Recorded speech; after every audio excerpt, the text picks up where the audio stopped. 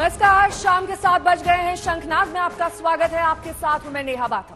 भगवान का नाम, गुनाहों पर बेशर्म बयान। जी हां, मोरबी की घटना ने पूरे देश को झकझोर कर रख दिया। लापरवाही के तमाम सबूत सामने आए, लेकिन इसके बावजूद बेशर्मी की इंतहा देखिए। कंपनी के मैनेजर ने इस घटना को एक्ट ऑफ गॉड कह दिया, यानी 135 लोगों की मौत का सीधा जिम्मेदार भगवान है, जिसका कंपनी की लापरवाही और कानून की अनदेखी से कोई वास्ता नहीं है। देखिए रिपोर्ट।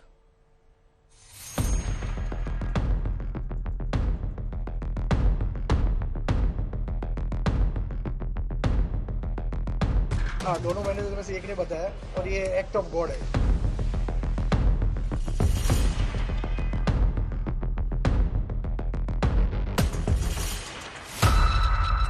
मोरबी में पुल टूटा क्योंकि भगवान की इच्छा थी। 135 लोगों ने जान गंवाई क्योंकि भगवान की इच्छा थी। लापरवाही हुई क्योंकि भगवान की इच्छा थी। ऐसी असंवेदनशील बेशर्म बातें करने वाला कोई और नहीं बल्कि ओरेवा कंपनी का मैनेजर दीपक पारेख है, जिसने गिरफ्तारी के बाद कोर्ट में ये बयान दिया है।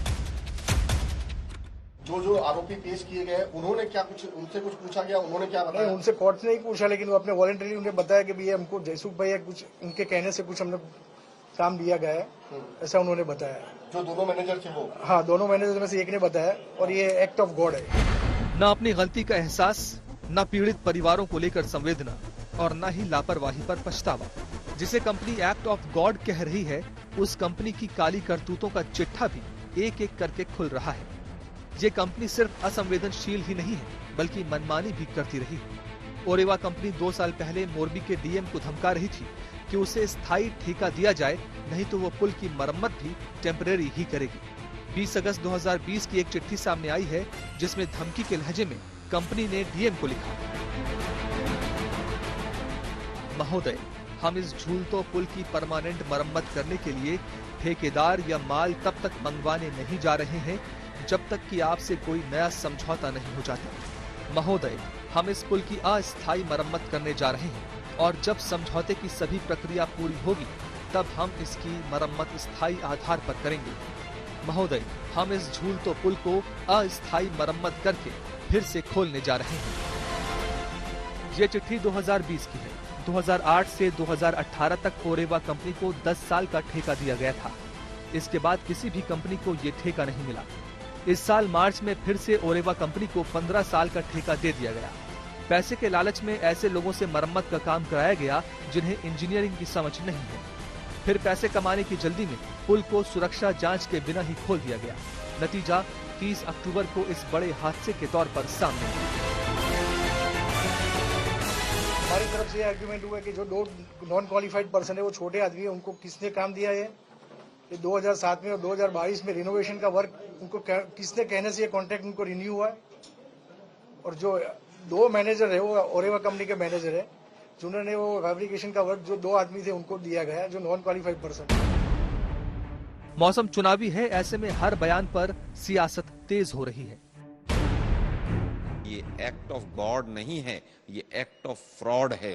पूरी तरह से जो प्राइवेटाइजेशन है, ठेकेदारी प्रथा है, जिस तरह से आप लोगों ने सब कुछ यहाँ पर बेचने का काम कर रखा है भाजपा वालों, ये उसी का नतीजा है। शर्म आनी चाहिए। वहाँ पे जो एफएसएल का जो रिपोर्ट आया उसमें भी बताया गया है कि पुल को ऊपर से ही रिपेयर किया गया है। मतलब जो मरम्मत हुई थी वो ऊपर से हुई थी, बल्कि जो 30 लाख का कॉन्ट्रैक्ट दिया गया था उसके बावजूद क्यों इतनी घटिया क्वालिटी का पुल बनाया गया। तो ये सब ये प्रूव कर रहा है कि ये चीज जो एक्ट ऑफ गॉड नहीं है, ये एक्ट ऑफ फ्रॉड है, जो हमने पहले भी सुना गया है।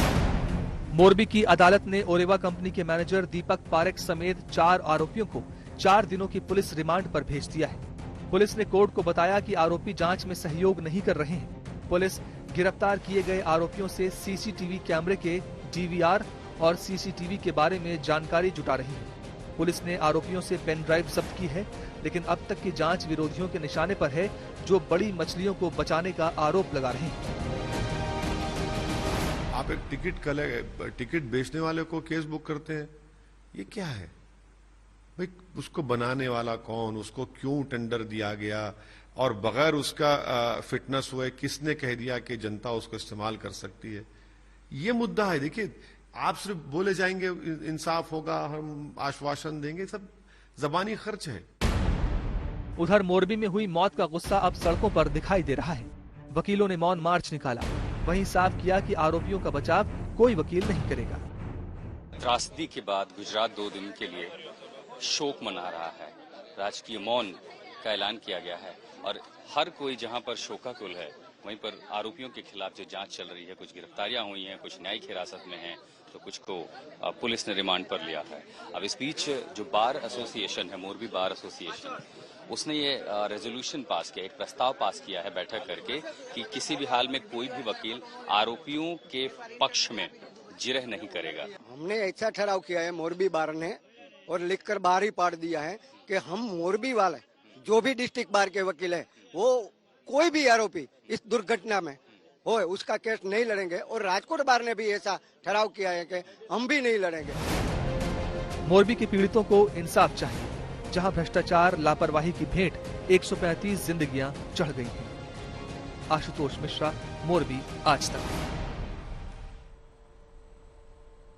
आगे बढ़ेंगे, रुक करेंगे अगली खबर का। कल राजस्थान के बांसवाड़ा में मानगढ़ धाम में पीएम मोदी ने सीएम अशोक गहलोत की जमकर तारीफ की थी, लेकिन यह बात सचिन पायलट को रास नहीं आई। पायलट ने गहलोत पर तंज कसते हुए इशारों में ही सही उनकी तुलना गुलाम नबी आजाद से कर दी। गहलोत ने भी पायलट को सोच समझकर बयान देने की नसीहत दे डाली। इससे साफ हो गया कि राजस्थान कांग्रेस में अभी भी ऑल इज वेल नहीं है।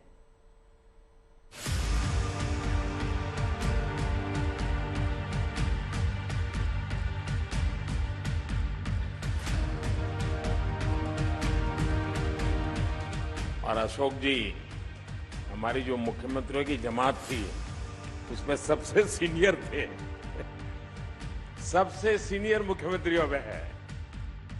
प्रधानमंत्री नरेंद्र मोदी ने सीएम अशोक गहलोत की मंच से तारीफ क्या की। राजस्थान कांग्रेस में दरारों में चढ़ा पेंट फिर से उतरने लगा।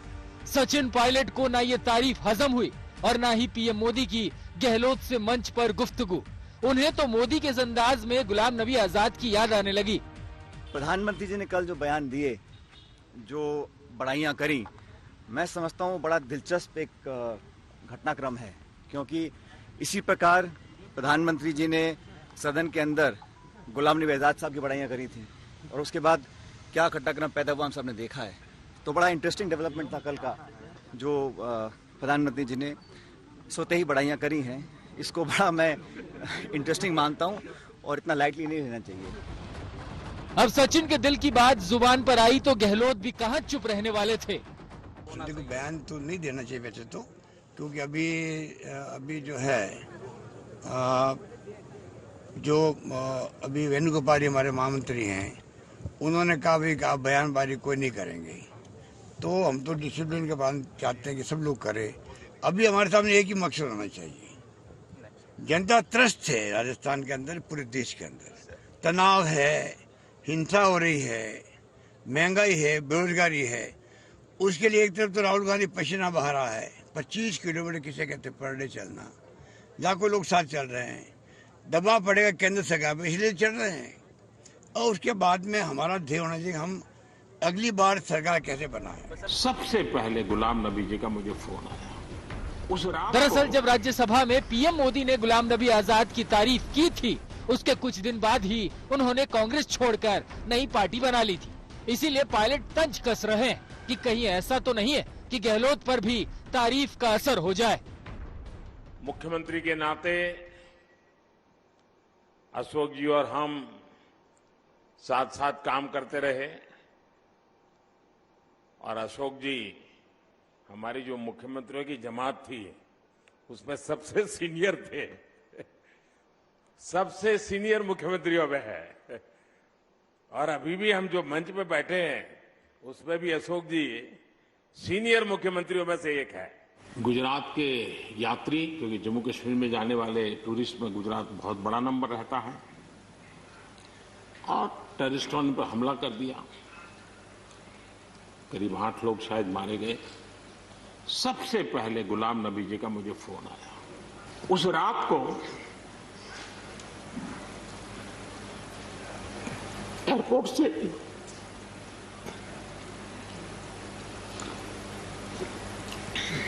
उन्होंने मुझे फोन किया और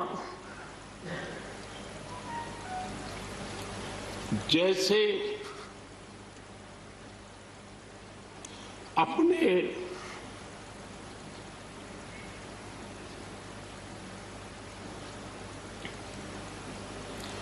परिवार के सदस्य की चिंता करें,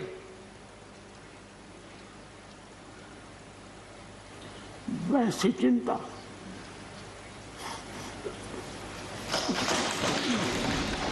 अभी करीब 1 महीने पहले ही सचिन पायलट और अशोक गहलोत में सियासी नूरा कुश्ती देखने को मिली थी। दोनों लोगों में मुख्यमंत्री के ताज को लेकर काफी जुबानी जंग भी दिखी थी। तब भी जयपुर से दिल्ली तक कांग्रेस की किरकिरी हुई थी, लेकिन जैसे तैसे कांग्रेस आलाकमान ने डैमेज कंट्रोल कर लिया था। अब इस बार पीएम मोदी ने गहलोत की तारीफ कर दी। पायलट ने उन्हें कांग्रेस का अगला गुलाम घोषित कर दिया। जयपुर से शरद कुमार के साथ आज तक ब्यूरो। बात अब यूपी की करेंगे, जहां योगी सरकार ने भ्रष्टाचार पर एक बड़ा एक्शन लिया है। घूस के एक आरोपी डीएसपी का डिमोशन करके उसे दरोगा बना दिया गया है। क्या है ये पूरा मामला, देखिए इस रिपोर्ट के जरिए।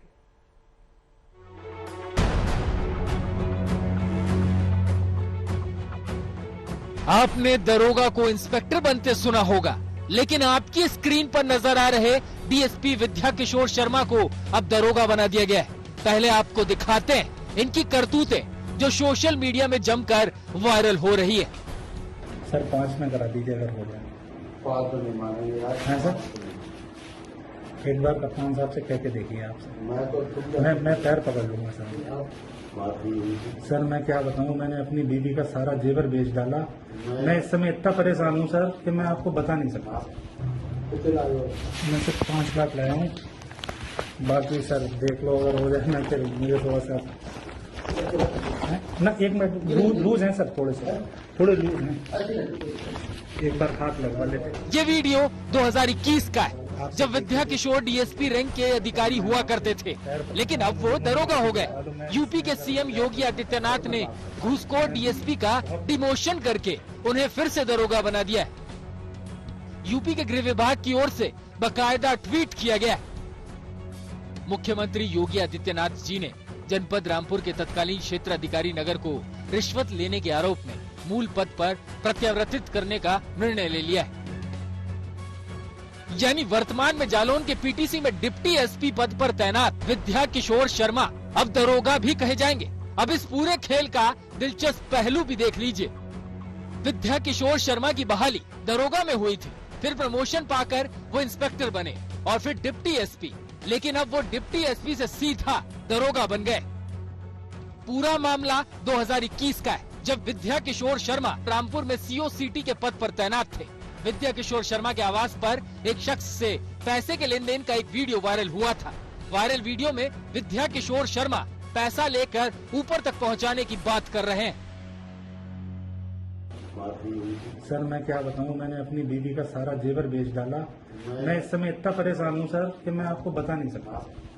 मैं सिर्फ 5 लाख लाया हूँ, बाकी सर देख लो अगर हो जाए। मैं फिर मुझे थोड़ा सा ना 1 मिनट लूज हैं सर, थोड़े लूज हैं, एक बार हाथ लगवा लेते। आप सर देख लीजिए। सर मैं आपके पैर पकड़ रहा हूँ, मुझे माफी दिलवा दो। मैं इसमें अगर हो जाए तो इसमें करवा। मैं बात करता हूँ, मैं बहुत परेशान हूँ। 2021 में रामपुर में एक अस्पताल संचालक पर महिला ने गैंगरेप का मुकदमा दर्ज कराया। अस्पताल संचालक के खिलाफ एफआईआर दर्ज कर ली गई। अस्पताल संचालक ने अपनी बेगुनाही के तमाम सबूत पुलिस अधिकारियों को दिए, लेकिन पुलिस अधिकारी सबूतों को दरकिनार कर मदद करने के एवज में घूस की मांग करने लगे। इसी अस्पताल संचालक से विद्या किशोर शर्मा ने मामले को रफा दफा करने के लिए 5 लाख की मांग की। वीडियो वायरल हुआ तो मामला लखनऊ पहुंचा, तो गृह विभाग ने डिप्टी एसपी विद्या किशोर शर्मा को सस्पेंड कर दिया। विजिलेंस टीम ने विद्या किशोर शर्मा और रामपुर के तत्कालीन एसपी आईपीएस शगुन गौतम के खिलाफ जांच शुरू की। अभी जांच चल ही रही है, लेकिन उससे पहले यूपी की योगी सरकार ने डिप्टी एसपी को दरोगा बनाकर बड़ा फैसला लिया है।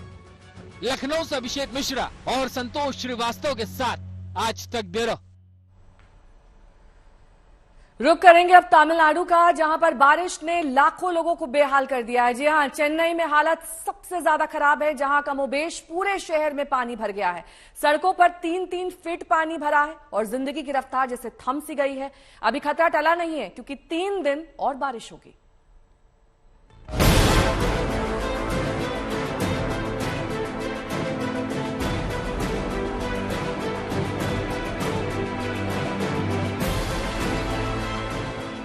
बंगाल की खाड़ी में बनी चक्रवाती हवाओं ने तमिलनाडु के कई जिलों में कहर बरपा दिया है। जब बाकी देश गुलाबी सर्दी की आहट महसूस कर रहा है, तब चेन्नई से लेकर तिरुवरूर तक पानी में डूब रहे हैं। ये चेन्नई की आज की तस्वीर है। कई कॉलोनियों में लबालब पानी भरा है। 2 से 3 फुट पानी के बीच जिंदगी थम सी गई है। सड़कों पर सन्नाटा है, क्योंकि सड़कें कमोबेश तालाब बन गई। लोग कुछ इस तरह से घरों में कैद होकर रह गए, क्योंकि बाहर निकलना मुमकिन नहीं है। जो लोग सड़कों पर उतरे, उनको भी बेइंतहा दिक्कतों का सामना करना पड़ रहा है। You can see this entire street is full of water lagged because last night rainfall, that water has lagged in the drainage, and you can see that entire area full houses are drained. We are not able to move to work. Chennai में 24 घंटे से लगातार भारी बारिश हो रही है। चेन्नई में व्यासरपाड़ी में गणेशपुरम सबवे पूरी तरह से पानी में डूब गया और यहाँ एक रोडवेज बस फंस गई। गनीमत है कि वक्त रहते बस में सवार सारे मुसाफिरों को निकाल लिया गया, वरना बड़ा हादसा हो सकता था। ये तस्वीरें साफ बता रही हैं कि तमिलनाडु की राजधानी में पानी की निकासी का सारा सिस्टम पूरी तरह से फेल हो गया है। हर कॉलोनी में कुछ इसी तरह से पानी जमा है। पूरे 72 साल बाद इतनी भारी बारिश हुई है और ड्रेनेज सिस्टम जवाब दे चुका है। 4 जिलों में बारिश ने सबसे ज्यादा तबाही मचाई है। इनमें से चेन्नई के साथ नागापट्टनम, मयिलादुथुराई और तिरुवरूर शामिल है। मौसम विभाग का कहना है कि खतरा टला नहीं है। As per the forecast is concerned, for next 3 days, moderate rainfall is likely to occur over few places over Tamil Nadu, Pondicherry and Karaikal. But overall picture, that is the overall picture. CM Stalin लगातार अफसरों के साथ राहत इंतजामों पर बैठकें कर रहे हैं। बेमौसम की इस बारिश से चेन्नई समेत कुछ और जिलों में अभी 3 दिन तक संभल कर रहने की जरूरत है। चेन्नई से प्रमोद के साथ ब्यूरो रिपोर्ट, आज तक। तो भले ही बॉलीवुड के किंग खान उम्र के 57वें पड़ाव पर हैं, लेकिन उनके चाहने वालों के दिलों से उनकी चाहत कम नहीं हुई है, बल्कि दिनों दिन बढ़ती जा रही है। कल रात 12 बजे से पहले ही शाहरुख के फैंस उनके घर मन्नत के बाहर भारी संख्या में पहुंच गए, जिसके बाद शाहरुख अपनी बालकनी में आए और अपने फैंस को धन्यवाद दिया। इस दौरान शाहरुख के साथ उनके छोटे बेटे आब्राम भी दिखाई दिए। शाहरुख ने सिग्नेचर स्टाइल में पोज देते हुए फैंस का दिल खुश कर दिया।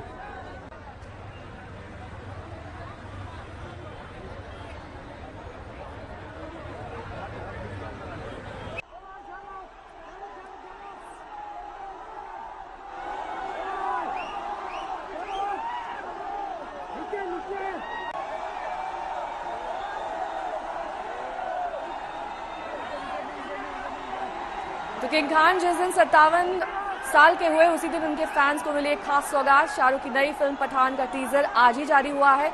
तो शाहरुख ने टीजर जारी करते हुए खुशी फैंस के साथ शेयर की। टीजर देखकर साफ लग रहा है कि बादशाह खान का दौर अभी खत्म नहीं हुआ है। तो शंकनाथ, मेरे साथ अभी के लिए बस इतना ही। देश दुनिया की तमाम खबरों के लिए आप देखते रहिए आज तक।